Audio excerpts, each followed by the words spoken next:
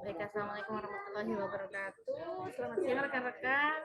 Jumpa lagi dengan saya ya, Tika Ayuning Puri untuk mata kuliah manajemen operasional ke-1 di semester antara ini. Baik, nah ini untuk sesi 1 kita akan membahas mengenai ruang lingkup manajemen operasional, kemudian perencanaan dan perancangan produk. Nah, sebelumnya saya ingin share dulu sebentar ini mengenai RPS kita ya. Sebentar. Tapi rekan-rekan sudah download ya? Untuk materi hari ini sesi 1 kemarin saya share mengenai RPS. Sudah ada ya RPS-nya rekan-rekan?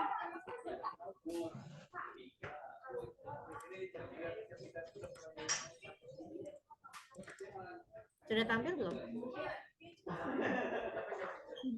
Udah kelihatan, Bu. Sudah tampil? Sudah, Bu. Baik. Nah, ini RPS kita. Jadi rekan-rekan sudah tahu ya bahwa LDP untuk semester antara itu hanya 8 sesi atau 8 minggu ya. Nah, untuk 8 sesi ini berarti 7 terkait topik materi yang akan kita bahas, mulai dari pertama yaitu ruang lingkup ya yang akan kita bahas hari ini. Kemudian sekaligus maaf ya, saya lagi di ruangan dosen, agak-agak sedikit ada suara-suara yang lain. Kemudian perbedaan mengenai perencanaan dan perancangan produk. Jadi kita akan bahas sesi ini Vicon itu sesi minggu 1 dan minggu ke-2. Kemudian di minggu ketiga kita akan mulai membahas mengenai metode peramalan, kemudian perencanaan agregat, manajemen persediaan, kemudian satu lagi CPM dan PART. Ini 7 topik yang akan kita bahas selama 8 minggu perkuliahan yang terakhir adalah UAS. Jadi hanya akan ada tugas, kemudian UAS ya. Nanti kuis itu bisa diberikan misalkan di minggu ini atau minggu depan itu dibebaskan untuk dosen mengakunya ingin memberikan kuis atau tidak, tapi tugas dan UAS pasti akan diberikan. Jadi seperti itu ya untuk LDP kita. Nah, sesi Viconnya mungkin Kak Freddy sudah share ya di grup bahwa minimal itu 4 kali. Jadi saya akan coba kita maksimalkan Vicon kita sampai semua topik ini rekan-rekan paham apa yang akan dijelaskan, apa yang dibahas. Jadi nanti pada saat UAS tidak kebingungan lagi. Baik, sudah ada yang baca belum materi kita hari ini?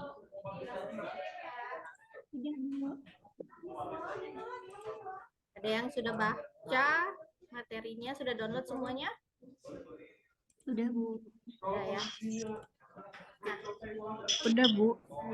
Nah, ini adalah materi kita hari ini, ruang lingkup manajemen operasional, kemudian dilanjutkan dengan perencanaan dan perancangan produk. Untuk sesi hari ini kita nggak akan susah-susah, ngitung paling sedikit saja mengenai produktivitas ya. Jadi capaian pembelajaran kita untuk sesi hari ini atau Vicon hari ini minggu ke-1 dan minggu ke-2. Jadi saya gabung ya, karena sesi Vicon kita di hari Senin pukul 13.30 ya. Nah, kenapa hari biasa dan kenapa siang? Karena sekarang dosen itu sudah wajib hadir di kampus itu hampir setiap hari. Jadi kalau kita laksanakan Viconnya di malam hari, otomatis waktunya habis. Jadi dari pagi sampai sore sudah di kampus, malamnya harus Vicon. Jadi dosen diberikan waktu buat istirahat. Jadi di siang hari itu kita masih melakukan Vicon. Jadi ketika kita berada di kampus, maka disitulah kita akan melakukan Vicon. Jadi seperti itu ya rekan-rekan, kenapa Viconnya di siang hari. Adapun mungkin dosen yang memang masih ada waktu luang bisa melakukannya di malam hari atau di jam 7 malam. Namun saya karena waktunya karena dari kampus ke rumah itu jauh sekali, jadi sampai di rumah itu pas jam 7, nggak mungkin saya melakukan Vicon di jam 7 itu sampai di rumah. Jadi saya gunakan waktunya sebisa mungkin di jam-jam saya berada di kampus. Jadi seperti itu ya, kenapa kita dikondisikan. Siap, Bu. Baik. Nah, untuk capaian pembelajaran di sesi kita hari ini adalah pertama, kemampuan dalam menjelaskan ruang lingkup manajemen operasional, kemudian kita mengetahui fungsi dan konsep manajemen operasional, juga menjelaskan mungkin nanti kalau saya di sini nggak akan memberikan sejarah, nanti sejarahnya itu bisa rekan-rekan baca di bukunya. Nah, kemudian kemampuan dalam membedakan konsep manajemen mengenai perencanaan dan perancangan produk. Tentunya kita perlu melakukan perencanaan dulu sebelum melakukan perancangan produk. Nah, kemudian untuk hitungannya sedikit saya akan membahas mengenai analisis produktivitas. Oke, kita masuk ke dalam apa sih manajemen operasional. Nah, bukunya yang dipakai terus ya, yaitu buku dari Zeyhazer dan Barry Render. Nah, di sini dia adalah ahli manajemen yang mendefinisikan manajemen operasional sebagai bentuk pengelolaan menyeluruh, jadi bentuk menyeluruh dan optimal pada aspek tenaga kerja, kemudian barang-barang, baik itu mesin, peralatan, dan bahan bakar, ataupun faktor-faktor produksi lain yang bisa dijadikan produk barang dan jasa. Tentunya rekan-rekan jika sudah membaca materi hari ini atau pernah sedikit mempelajari manajemen operasional, tentunya tahu ya bahwa manajemen operasional itu kan awalnya dari kata operasi atau ada yang juga bilang produksi. Jadi di sini kita akan melihat bahwa ketika perusahaan melakukan suatu proses produksi, maka diperlukan adanya input atau faktor-faktor produksi yang diperlukan untuk membuat suatu output. Nah, outputnya itu bisa berupa barang ataupun jasa. Itu singkatnya ya mengenai manajemen operasional. Nah, siapa sih yang bertanggung jawab mengenai manajemen operasional ini? Adalah manajer operasi. Dia bertanggung jawab penuh terhadap jalannya manajemen operasional. Nah, manajemen operasi ini berkewajiban mengawasi dan mengelola proses operasional. Dimulai dari mana? Proses perubahan sumber daya bahan baku. Jadi ketika kita memiliki input yang akan dijadikan faktor-faktor produksi, nah itu dimasukkan ke dalam sebuah proses. Nah, proses ini mengubah sumber daya, baik itu bahan baku, kemudian energi, dan tenaga kerja menjadi bentuk biasanya disebut output. Nah, output itu bisa berupa barang dan jasa. Ataupun dengan kata lain, harus mampu mengelola proses pengubahan input menjadi. Nah, sampai sini paham ya rekan-rekan? Apa sih manajemen operasional? Paham nggak rekan-rekan? Ya, Bu. Ya, bisa dipahami ya berarti ya. Bahwa manajemen operasional itu kita melihat adanya proses transformasi dari input menjadi suatu output.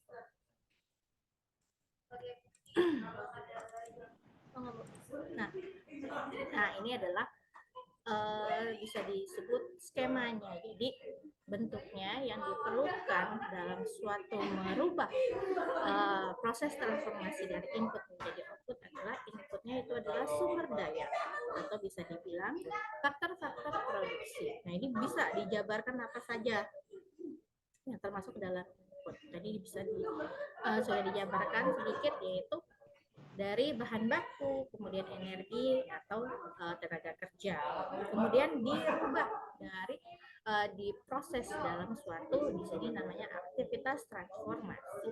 Jadi ada sistem di sini yang akan merubah input tadi menjadi sebuah output. Nah, outputnya bentuknya bagaimana? Tentu bisa berupa barang ataupun jasa. Nah, kalau barang berarti dia harus mempunyai nilai tambah dari tadinya awalnya cuma raw material atau bahan baku, berubah menjadi nilai tambahnya apa? Biasanya apa berubahnya? Jadi barang jadi ya. Coba ada yang bisa berikan contoh nggak? Ya, tepung jadi donat lah. Mudahnya seperti itu ya. Maaf, Bu. Jadi paham ya, merubah input menjadi output itu adalah proses transformasi yang akan dibahas dalam suatu manajemen operasional. Ini sampai sini paham ya rekan-rekan ya. Nah, kalau kita jabarkan satu-satu, bahwa input ini dapat dikelompokkan dalam 3 jenis, yaitu manusia atau humannya, kemudian material tadi saya bilang bahan baku ya, kemudian fasilitas fisik dan peralatan pabrik sampai pada kapital. Jadi kapital itu atau sendiri modal itu termasuk ke dalam input untuk dirubah dari merubah menjadi suatu barang. Jadi kalau kita tepung aja, tapi kita misalkan perlu dana kan, perlu uang ya kan, untuk membeli tepung tersebut ya enggak, Pak Iya, Bu. Muhammad? Ya kan? Iya, Bu. Nah, jadi kapital itu masuk ke dalam sebuah input di sini untuk nanti diproses menjadi sebuah barang. Nah, sistem apa yang digunakan ketika kita merubah input menjadi suatu output? Nah, sistemnya merupakan kumpulan elemen yang saling berinteraksi dan berinterdependensi dalam lingkungan yang kompleks untuk mencapai tujuan tertentu. Nah, sistem juga merupakan penyelesaian persoalan mulai identifikasi kebutuhan hingga menghasilkan suatu operasi sistem yang efektif. Kalau misalkan di perusahaan manufaktur, mungkin nanti di situ diperlukannya alat-alat untuk memproduksi ya, dari input menjadi sebuah, ataupun mungkin sistem juga sendiri. Misalkan kalau jasa merubah suatu inputnya nanti tergantung apa, nanti berubahnya menjadi sebuah jasa. Ada nggak yang bisa berikan contoh?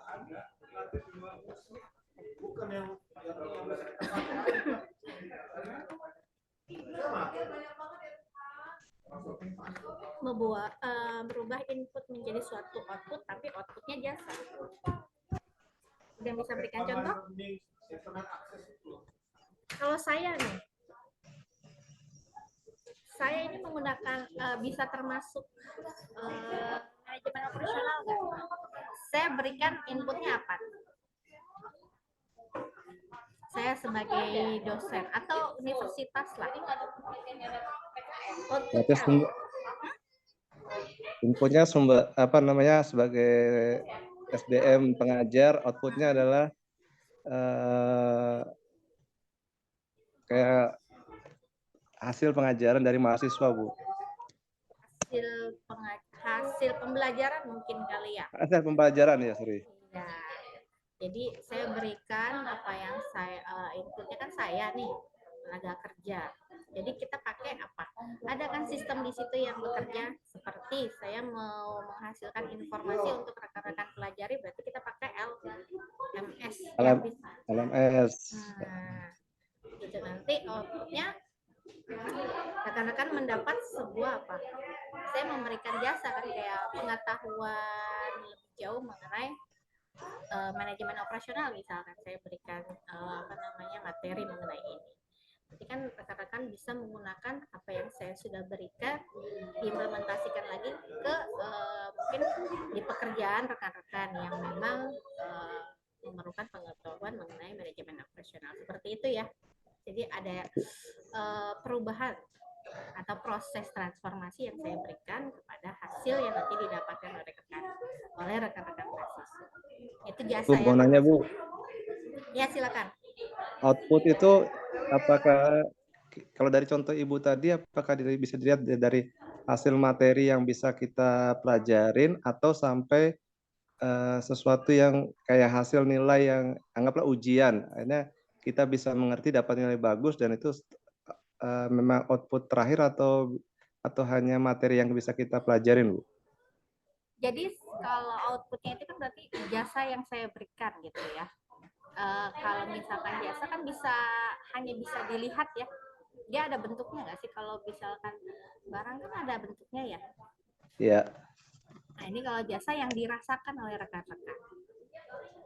Oh gitu. Tapi kan jasa itu kan kadang-kadang tidak bisa, kadang-kadang ada yang bisa dinilai, ada yang enggak ya, Bu ya. Tapi kalau umpamanya tadi yang saya bilang, umpamanya begitu ada kuis kita bisa dapat nilai yang 70-80 kan, itu sesuatu yang baru, abstrak, yang bisa kita lihat kan. Iya, bisa dilihat, bisa dirasakan kan. Kalau misalkan dapat nilai bagus, rasanya apa? Senang ya. Senang, gembira, kayak kita potong rambut tuh. Apa yang bisa kita rasakan dari hasil potongan rambut itu kan jasa yang diberikan, ya enggak? Iya. Jadi seperti itu ya, kalau bentuk dari output jasa yang bisa kita rasakan, kita lihat, tapi kalau bentuknya sih nggak kelihatan gitu, nggak ada. Kayak nilai bentuknya seperti apa? Iya, Bu. Baik, ada lagi pertanyaan? Silakan. Sampai sini bisa dipahami ya rekan-rekan ya?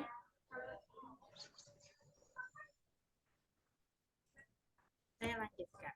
Nah, sekarang kita masuk ke dalam nah, tadi kan masih kita bahas sistemnya. Ini prosesnya.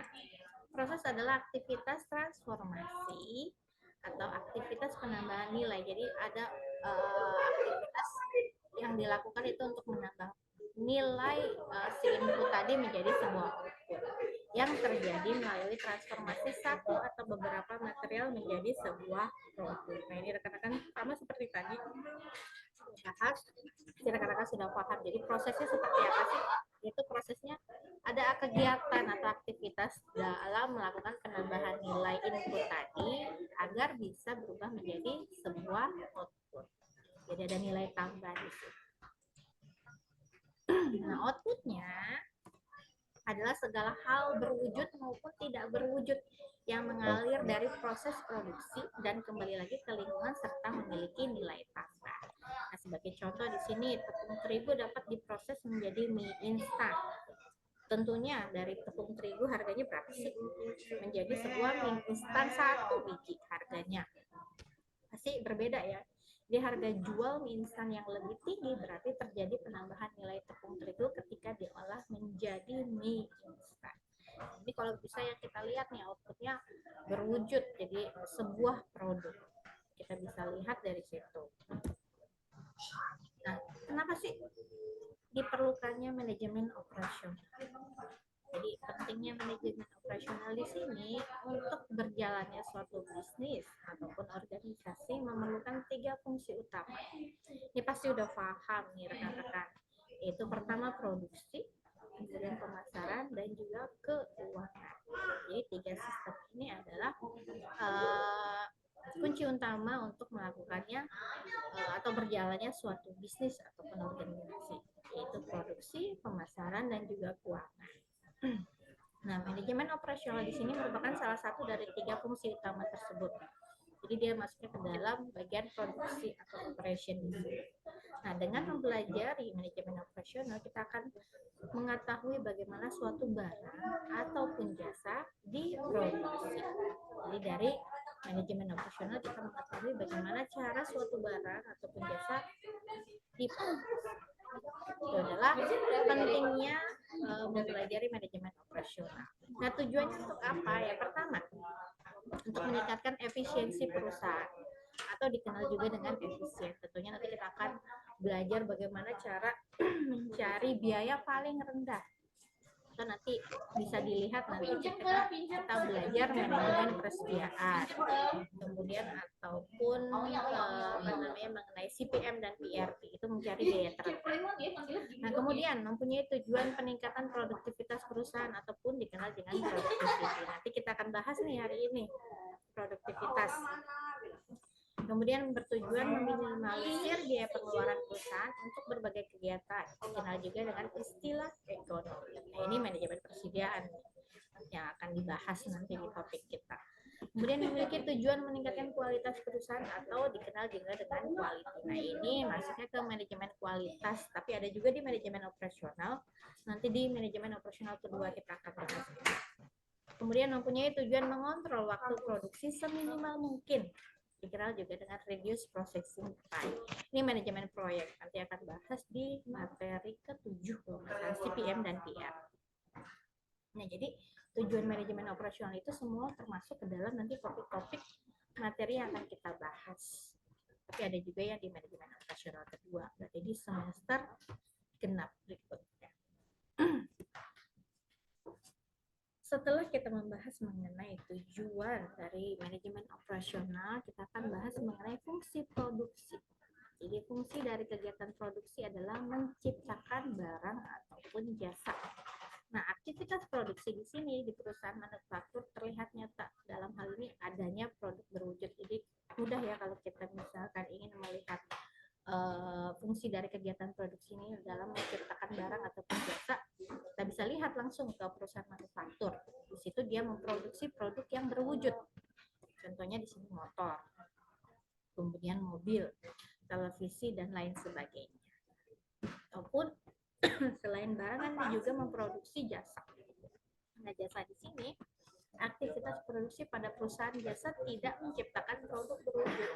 Misalnya ada transfer dana di bank, kan dia memberikan suatu aktivitas masuk ke dalam manajemen operasional, tapi yang diberikan adalah atau outputnya adalah jasa. Jadi transfer dana di bank, kemudian operasi di rumah sakit pun termasuk ke dalam jasa. Kemudian jasa dari maskapai penerbangan, pendidikan tadi yang saya berikan contoh, dan lain sebagainya itu termasuk ke dalam aktivitas produksi pada perusahaan jasa. Bisa dibedakan ya, menciptakan barang ataupun jasa. Kalau barang berarti adanya produk berwujud, sedangkan jasa tidak berwujud. Sampai di sini ada pertanyaan rekan-rekan? Silakan.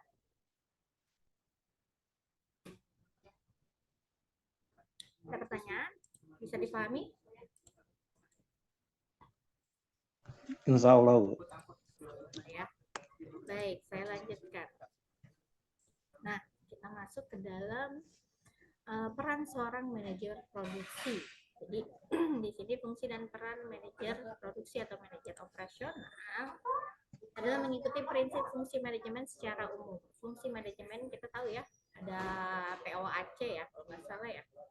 Di sini perencanaan, kemudian pengorganisasian, kemudian pengarahan dan pengendalian, controlling. Ini kalau di manajemen SDM ya, POAC, A-nya apa? Waiting ya, sama ya.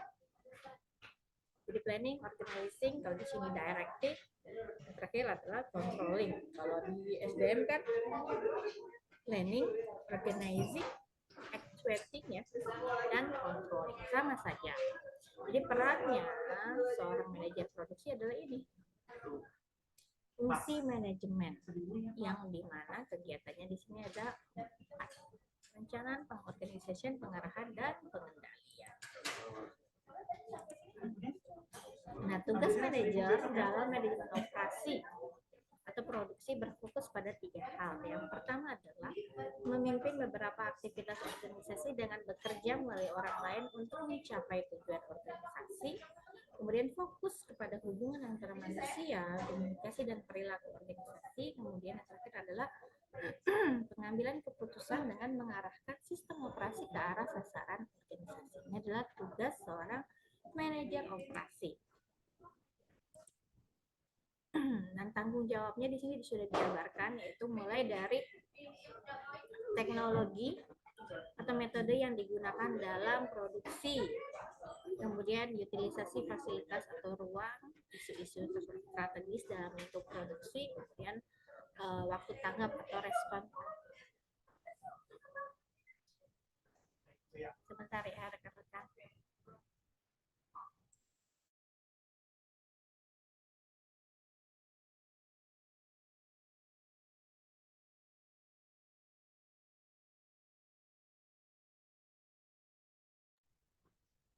Kemudian nanti rekan-rekan bisa baca di sini ada pengembangan tenaga kerja, pelayanan pelanggan, sampai pada nanti peningkatan produktivitas.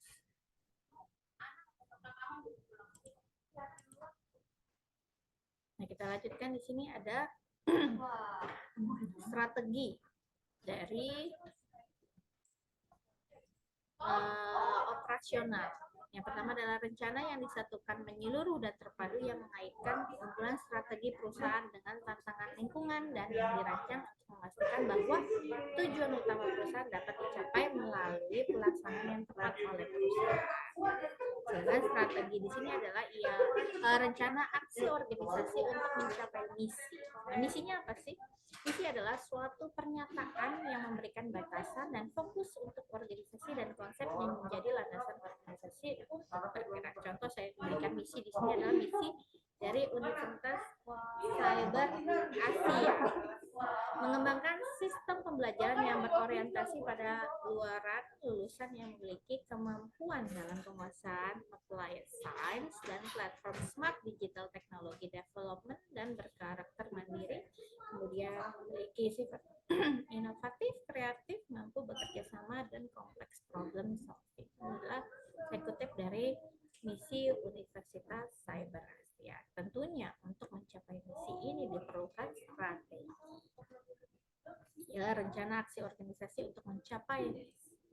Itu adalah strategi operasi.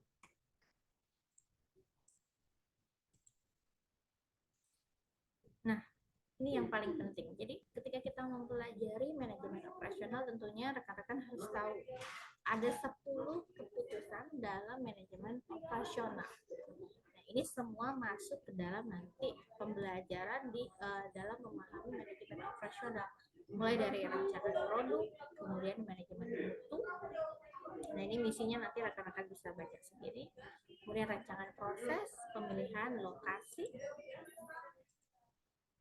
rancangan tata letak, SDM dan sistem kerja, kemudian supply chain. Nah, ini sendiri sudah menjadi suatu mata kuliah tersendiri nih, manajemen rantai pasokan. Kemudian persediaan, penjadwalan, dan pemeliharaan. Ini adalah 10 keputusan yang harus rekan-rekan ketahui ketika mempelajari manajemen operasional. Nah, sekarang kita masuk ke sesi yang kedua. Tadi sesi yang satu mengenai ruang lingkup manajemen operasional, mulai dari masih itu manajemen operasional, kemudian bagaimana proses transformasi dari input menjadi output, kemudian tadi belajar mengenai 10 keputusan dalam mempelajari manajemen operasional. Nah, sekarang kita masuk nih rekan-rekan ke sesi yang kedua, yaitu mengenai pengenalan konsep manajemen mengenai perencanaan dan perancangan produk. Tentunya perlu kita ketahui dulu produk apa sih? Nah, produk adalah barang atau jasa yang diproduksi dan prosesnya adalah fasilitas. Jadi ada fasilitas, kemudian skill dan teknologi yang digunakan di situ untuk memproses sebuah produk ini, digunakan untuk memproduksi. Nah, keduanya berjalan bersamaan. Nah, produk memerlukan proses dan proses membatasi produk apa saja yang dapat diproduksi. Nah, kemudian tujuannya. Jadi dari keputusan produk adalah untuk mengembangkan dan menerapkan strategi produk yang memenuhi tuntutan pasar dengan keunggulan kompetitif. Sebentar ya rekan-rekan, saya izin minum dulu sebentar.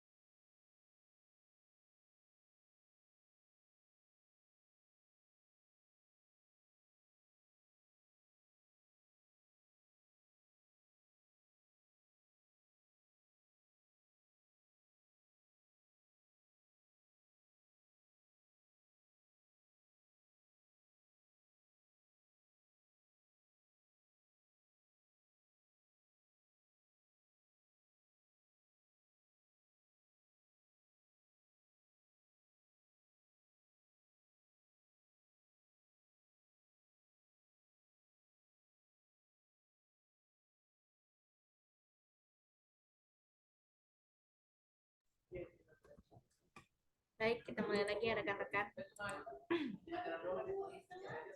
Nah, untuk perencanaan barang di sini cenderung lebih formal karena desain produk, kemudian aktivitas proses dan standar kualitas dispesifikasikan secara detail. Nah, standar kualitas barang dapat direncanakan dan dievaluasi secara langsung dalam proses produksi. Jadi sebelum melakukan perancangan produk, tentunya kita perlu melakukan perencanaan. Nah, tadi kalau perencanaan barang, sekarang perencanaan jasa. Biasanya ditandai oleh tidak adanya produk fisik, kemudian ketergantungan pada personel yang terlatih, dan hubungan yang lebih dekat dengan lingkungan pasar. Nah, pengembangan jasa dipengaruhi oleh kemampuan dan terlatihnya suatu pelayan. Jadi keadaan pasar yang bervariasi menuntut pemberian jasa yang fleksibel sesuai dengan kebutuhan individu. Nah, ini sama ya seperti yang tadi yang saya sudah jelaskan untuk proses produksi. Jadi ada transformasi sumber daya, dan keahlian organisasi menjadi barang dan jasa yang mempunyai, ini maaf ya, saya mute dulu ya sebentar. Jadi proses produksi terutama dipengaruhi oleh tipe aliran kerja atau workflow dan perancangan stasiun kerja atau work center. Nah ini harusnya kita masuk nih membahas namanya line balancing. Jadi ada nanti kita menghitung stasiun kerja yang diperlukan dalam memproses suatu produksi. Jadi ada kegiatan misalkan A sampai E atau sampai F. Nah itu nanti di kita cari berapa stasiun kerja yang dibutuhkan untuk membuat suatu lini produk. Ini ada, tapi karena kita hanya belajar 8 sesi, maka saya tidak masukkan. Tapi nanti kalau nggak salah di manajemen operasional, oh ini MO1. Ya di MO1 harusnya ada ya. Tapi karena waktunya nggak cukup, jadi saya buat hanya yang saya rasa memenuhi kriteria 8 minggu tersebut. Nah, yang umumnya di sini diklasifikasikan menjadi dua, yaitu proses intermittent dan proses kontinu. Ini sebetulnya ada sendiri topik yang mempelajari proses produksi. Nah, intermittent apa sih proses produksi intermittent? Nah, intermittent ini digunakan untuk proses produksi sejumlah kecil dari beberapa item yang berbeda pada alat yang fungsinya relatif umum. Jadi alat pemproses dan personel ditempatkan sesuai dengan fungsi dan produk mengalir melalui fasilitas-fasilitas pada tahapan-tahapan yang tidak teratur. Ini ada contohnya. Jadi dan misalkan kegiatan A lanjut ke kegiatan B, C, D. Ini intermittent. Jadi dia berlanjut. Nah, kemudian proses continue di sini digunakan untuk produksi volume yang banyak dari item tunggal pada peralatan khusus melalui tahapan-tahapan yang pasti, contohnya pipa minyak dan lini perakitan komputer. Jadi dia tidak boleh berhenti, dia proses produksinya lanjut terus. Jadi dari sini kemudian ke sini ke sini lanjut sampai nanti terbentuknya produk tersebut. Nah, untuk perencanaan produksi di sini berkaitan dengan perencanaan dan implementasi sistem kerja atau work system yang akan memproduksi barang atau jasa dalam jumlah tertentu. Nah, pertimbangan dalam perencanaan proses produksi dapat membantu melakukan redesign atau update dan evaluasi proses produksinya secara berkelanjutan. Nah, ini adalah jadi di sini belum dijelaskan bagaimana melakukan perancangan produknya ya. Tapi kalau nggak salah di video pembelajarannya kalau rekan-rekan lihat ada mengenai perancangan produknya bagaimana. Karena di sini hanya sampai pada perencanaan produksi. Nah, saya masuk langsung ke analisis produktivitas. Jadi kalau saya share lagi mengenai PPT-nya, mengenai perancangan produk ya, untuk tambahan nanti buat rekan-rekan pelajari. Nah, saya lanjut ke analisis produktivitas. Tadi sudah sempat disinggung ya bahwa fungsi dari manajemen operasional tadi adalah salah satunya. Silakan yang ada kepentingan lain ya. Sudah disinggung mengenai produktivitas. Nah, kita masuk nih. Jadi produktivitas ini adalah rasio dari perbandingan antara output barang atau jasa yang dihasilkan terhadap input atau sumber daya yang digunakan sebagai seperti tenaga kerja, bahan baku, energi dan lain sebagainya. Jadi untuk mencari produktivitas ini, maka kita tinggal membagi output dibagi inputnya. Jadi outputnya berapa? Dibagi input yang diperlukan untuk memproduksi output tersebut. Contoh di sini. Jadi kalau untuk membahas jenis-jenis produktivitas ini ada dua. Yang pertama adalah nanti kalau kita menghitung, kita perlu mendefinisikannya terlebih dahulu soalnya. Ya single atau multi. Jadi kalau single faktor produktivitas, di sini produktivitas dihitung dengan pertimbangan satu jenis input. Jadi hanya satu jenis inputnya, misalkan jamnya. Jadi misalkan ada satu produk dibuat dengan perhitungan inputnya itu misalkan 8 jam dengan 10 tenaga kerja. Berarti 8 kali 10. Itu single. Namun kalau multi berarti tidak hanya jam dengan tenaga kerja tersebut, adanya dana yang dikeluarkan atau biaya yang dikeluarkan di sini. Nah, itu namanya multi. Nanti perhitungannya berbeda. Nah, kalau multifaktor di sini produktivitas dihitung dengan mempertimbangkan beragam jenis input. Perhitungan input dapat diseragamkan dalam nominal jumlah uang. Jadi misalkan 400 produk yang diproduksi diperlukan biayanya berapa. Nah, jadi langsung kita bagi dengan biayanya. Kita nggak perlu lagi menghitung berapa jumlah tenaga kerja yang dibutuhkan, tapi kita seragamkan nominal atau jumlah biayanya. Kalau pakai biaya di sini berarti kita jumlahkan biaya yang dikeluarkan untuk memproduksi produk tersebut. Kita masuk ke contoh kasus. Contoh kasus yang pertama adalah single factor productivity atau produktivitas dengan satu faktor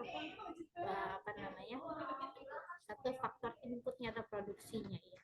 Di sini perusahaan sedang mempertimbangkan untuk mengubah sistem kerja yang saat ini sudah berjalan. Perusahaan memiliki 10 orang tenaga kerja, masing-masing tenaga kerja bekerja selama 8 jam per hari, dan total unit yang mampu diproduksi per hari sebanyak 4.000 unit. Kemudian, perusahaan memprediksi bahwa dengan menggunakan sistem kerja yang baru, unit yang mampu diproduksi meningkat menjadi 4.800. Jadi ada dua ya, di sini kalau kita klasifikasikan atau kita identifikasi terlebih dahulu. Nah, meningkat menjadi 4.800 unit dengan jumlah tenaga kerja dan jam kerja yang sama. Jadi kita bisa lihat nih produktivitas dari kedua perubahan ini. Dari 4.000 unit menjadi 4.800 unit dengan input yang sama. 10 tenaga kerja masing-masing bekerja selama 8 jam per hari. Nah, kita bisa lihat berapa sih produktivitas dengan produksi yang lama 4.000 unit dengan produksi yang baru 4.800 unit. Maka cara mencarinya kita masukkan output dibagi dengan input. Nah, ini pertanyaannya, hitunglah produktivitas tenaga kerja baik sebelum maupun sesudah penggunaan sistem kerja yang baru. Yang kedua, apakah Anda merekomendasikan perusahaan untuk menggunakan sistem yang baru? Jadi kita bisa lihat kalau produktivitasnya naik dengan output yang semakin tinggi dan tenaga kerjanya yang sama tapi produktivitasnya naik, tentunya kita akan pakai yang baru. Gitu ya. Nah, ini jawabannya. Kita pakai sistem kerja yang lama dulu yang menghasilkan 4.000 unit dengan 10 tenaga kerja dikalikan 8 jam kerja. Maka hasilnya produktivitas untuk sistem kerja yang lama adalah 50 unit per jam tenaga kerja. Jadi dia bisa menghasilkan 50 unit dengan tenaga kerja 10 tenaga kerja dengan 8 jam kerja per harinya. Dengan total outputnya 4.050 unit yang dapat diproduksi. Nah, kalau yang kerja yang baru semakin meningkat 4.800 unit dengan tenaga kerja yang sama, dia dapat menghasilkan 60 unit per jam tenaga kerja. Maka kita gunakan yang mana? Silakan rekan-rekan. Ya, kalau saya sih ya, yang dibawa di produktivitas sistem kerja baru, Bu, mungkin kita bisa dengan tenaga kerja yang 10 itu mungkin kita bisa mencari pola sendiri. Bisa jadi kita menempatkan orang itu tidak pada tempatnya. Begitu kita lihat tadi kemampuannya, akhirnya kita bisa menaikkan produktivitas kita dengan jumlah tenaga kerja yang sama dan waktu kerja yang sama juga. Betul, Pak Muhammad. Jadi sebetulnya ini kan 4.000 ya, awalnya 4.000 dengan 10 tenaga kerja. Mungkin 4.000 ini sebetulnya nggak perlu 10 tenaga kerja, mungkin 8 ya. 8 orang saja sudah bisa mengerjakan 4.000 unit ini. Nah, ternyata masih ada waktu luang atau tenaga kerja yang tidak tadi ditempatkan pada bukan tempatnya.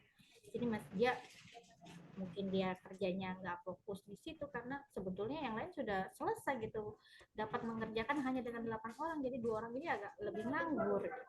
dinaikkan produksinya menjadi 4.800, ternyata lebih meningkat. Jadi dengan tenaga kerja yang sama, outputnya dinaikkan, masih dapat membuat 60 unit. Seperti itu ya. Jadi rekan-rekan bisa pahami nggak?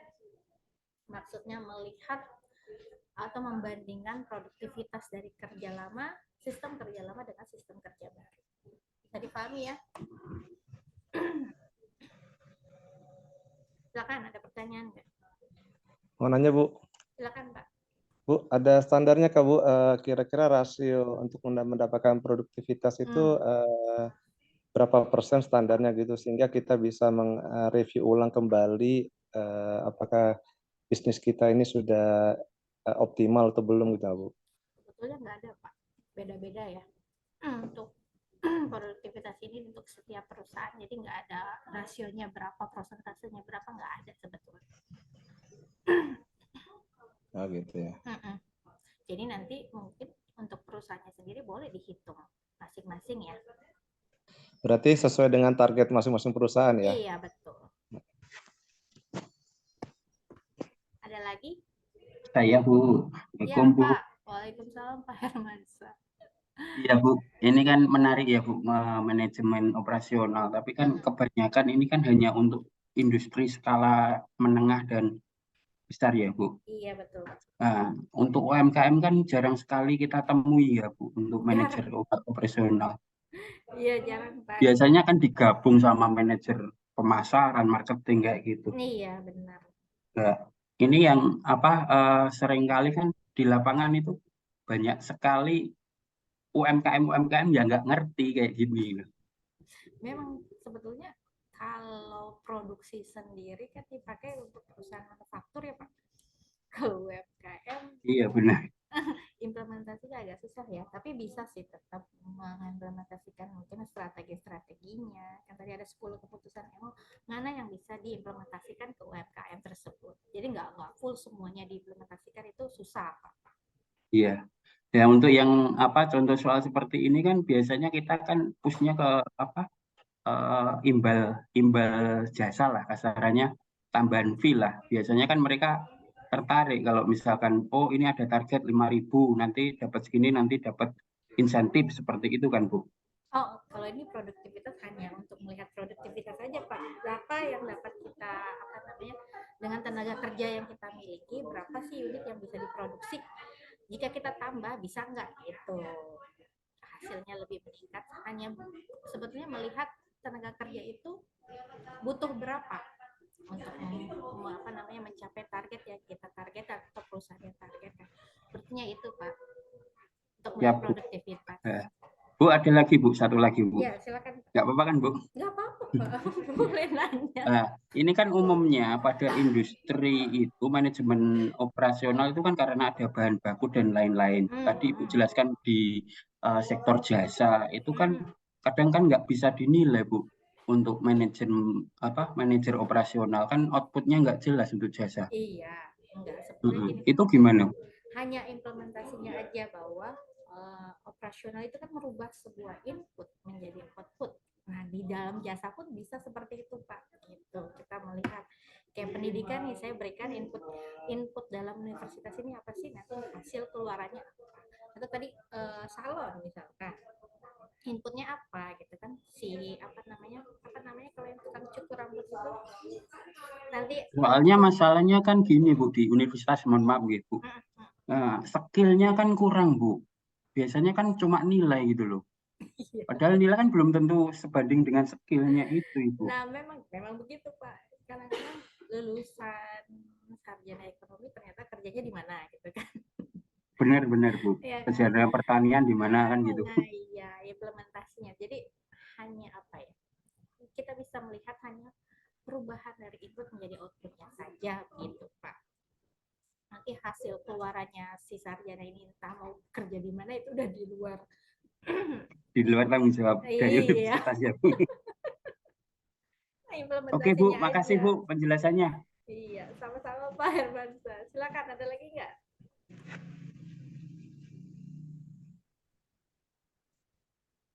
Bu, mau nanya Bu lagi Bu? Silakan. Sorry Bu kalau banyak. Banyak tanya, Bu. Nggak apa-apa, Pak. Waktu kita masih Kan cukup kok. ya tadi saya menarik yang sesi 1 tadi, Bu. Sorry, Bu. Tadi kan tugas dan tanggung jawab dari Manajemen operasi. manajemen operasional itu jadi OPDCA ya. OPDC ya. Iya. Nah itu kan apa namanya? Nah, berarti karena kadang-kadang kita melihat pemimpin kita yang di operasional itu kadang-kadang bingung juga. Kita di operasional ini ngerti nggak sebenarnya yang hierarki kita ini ya terhadap operasional, sehingga kebijakannya dia itu tidak, kalau menurut kita yang di operasional itu tidak masuk akal gitu. Nah sebenarnya gimana sih, Bu, pemilihan yang benar untuk manajer operasional gitu, Bu? Apakah harus dari orang operasional ataukah dari orang finansial atau dari orang HR atau gimana gitu? Sebetulnya memang perlu ya, Pak, yang memahami mengenai operasional. Tapi kadang-kadang memang kalau pemilihan itu kan ditentukan oleh perusahaannya sendiri ya, Pak. Ada manajemen nanti yang menentukan kan manajemennya sendiri. Sebetulnya kalau untuk memahami ini, apalagi perusahaan manufaktur penting, Pak. Dia memahami tupoksinya untuk seorang manajer operasi. Apa saja sih mengerti tidak dengan sebuah keputusannya? Sebetulnya harus sih kalau menurut saya, agar tidak melenceng semua yang dia keputusan-keputusan yang dia hasilkan. Gitu. Jadi tepat guna lah dia, si manajer ini tepat guna dalam posisinya. Jadi mengerti dan paham mengenai tupoksinya, tugas pokok dan fungsinya seperti itu. Begitu.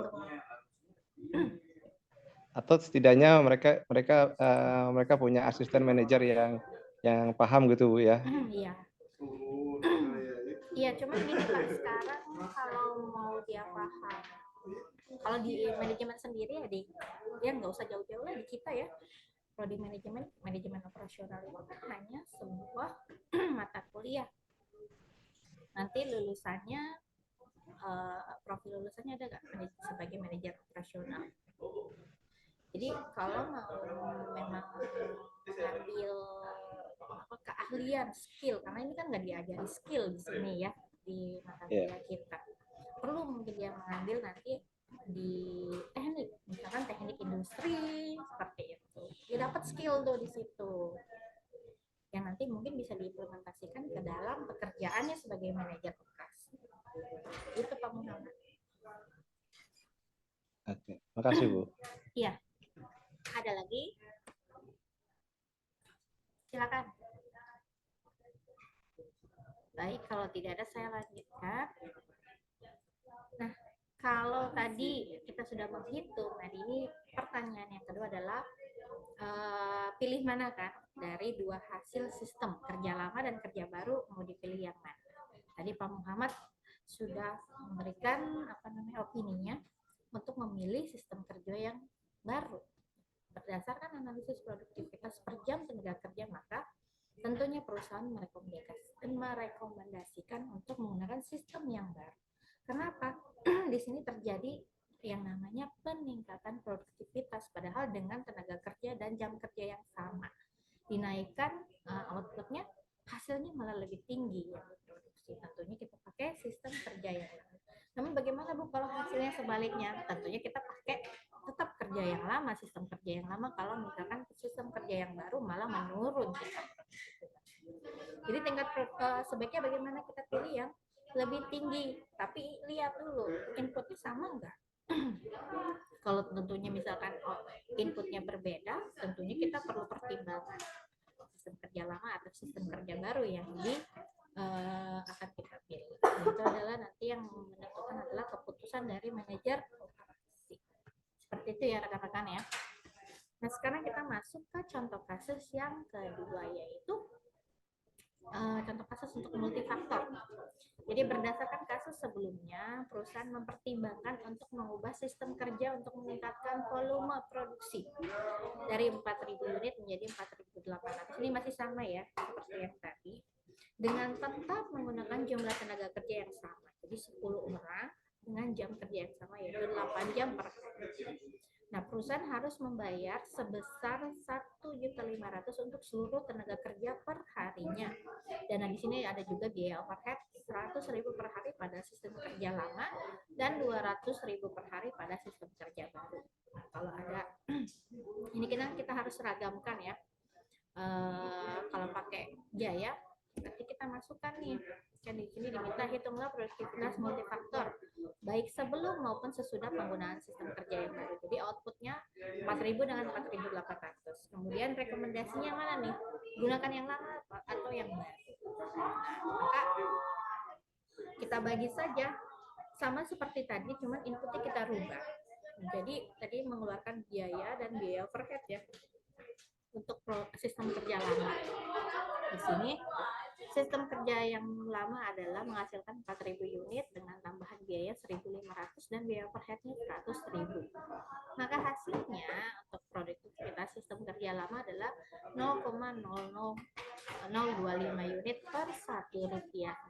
Jadi dengan memproduksi 1 unit diperlukan 0,00025 unit per 1 rupiah. Kemudian produktivitas sistem kerja lama yaitu 4.800 dibagi 1.500 ini tambahan biaya. Maaf. Sebentar ya. Bu, apa saya salah lihat Bu ya? Ini dua-duanya memang sama ya Bu ya? Sistem kerja lama nih.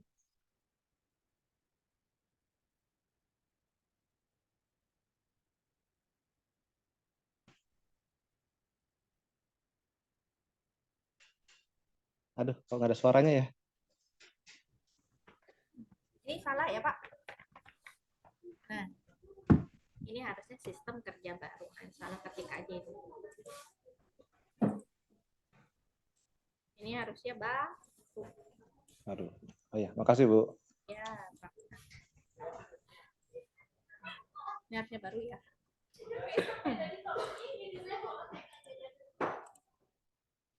Nah, kalau pakai sistem kerja baru adalah 0,0028 unit per 1 rupiah. Ini jawaban yang pertama sudah kita jawab. Nah, tinggal diminta pilih mana atau rekomendasinya yang mana. Kalau kita lihat dari hasil kedua, yang pertama, output pertama adalah 4.000, output kedua adalah 4.800. Maka berdasarkan hasil analisis produktivitas, maka dapat disimpulkan bahwa perusahaan direkomendasikan untuk menggunakan sistem kerja yang baru. Karena apa? Kalau kita lihat dari awalnya, dia mampu meningkatkan produktivitas menjadi 60 ya, 60 unit ya, yang sebelumnya itu. Nah, ini perlu dipertimbangkan lagi. Dan 50 untuk yang pertama, yang kedua 6. Kemudian setelah memasukkan biayanya, walaupun yang ini lebih besar, sistem kerja sama 0,025, tapi yang baru ini 0,028, tapi dengan dapat memproduksi sekitar 60. Bedanya cuma berapa nih? 3 ya. Tapi unit yang dapat diproduksi lebih besar adalah sistem kerja yang baru. Maka diputuskan oleh perusahaan atau si manajer operasi ini merekomendasikan untuk menggunakan sistem kerja yang baru. Walaupun dengan hasil yang berbeda untuk produktivitas dalam unit per 1 rupiah. Nah, sampai sini ada pertanyaan rekan-rekan? Berarti sesi materi kita sesi 1, sesi 2 selesai ya. Jadi minggu depan kita akan membahas sesi yang ketiga mengenai peramalan. Nanti mungkin di peramalan itu kan saya punya aplikasi untuk menghitung ya. Nanti kita coba gunakan. Mungkin nanti rekan-rekan bisa download dulu alatnya. Jadi betul alat itu nanti saya ingin gunakan sebagai ini, saya mau diskusi dulu sebentar mengenai tugas kita tugas kita, jadi nanti saya ingin tugas itu lanjut dengan UASnya. Jadi tugas itu mengerjakan soal, atau nanti saya minta, sebetulnya di manajemen operasional kedua saya sudah menerapkan untuk membuat sebuah usulan penelitian.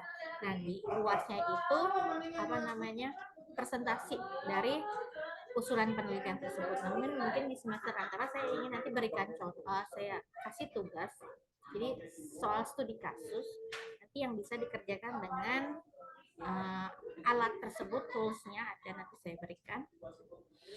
Nanti rekan-rekan kerjakan untuk tugas di UASnya, nanti rekan-rekan presentasi hasilnya. Jadi bagaimana cara mencari, misalkan saya untuk peramalan, bagaimana cara meramalkan suatu permintaan tersebut, bagaimana rekan-rekan mulai mencarinya sampai nanti memproses hasilnya bagaimana. Setuju nggak rekan-rekan kalau saya minta seperti itu?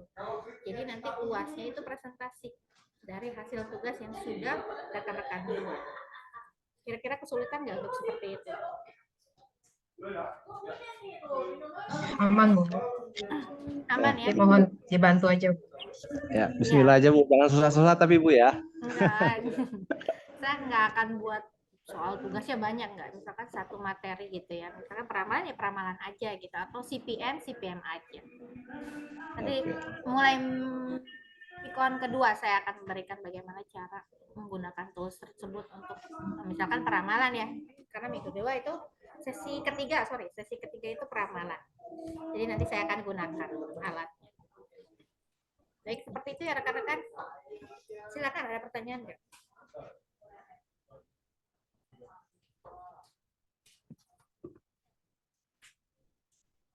Ada pertanyaan sebelum saya tutup?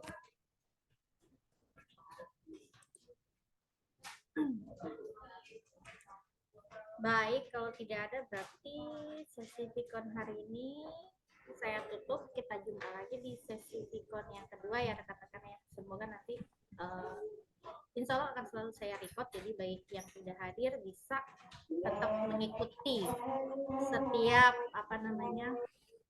materi-materi yang saya berikan. Baik, terima kasih. Jumpa lagi minggu depan. Saya akhiri. Assalamualaikum warahmatullahi wabarakatuh. Waalaikumsalam warahmatullahi Assalamualaikum wabarakatuh. Terima kasih banyak Bu ya. Ya, Terima kasih, sama-sama. Bu. Terima kasih juga teman-teman semuanya. Salam sehat semua.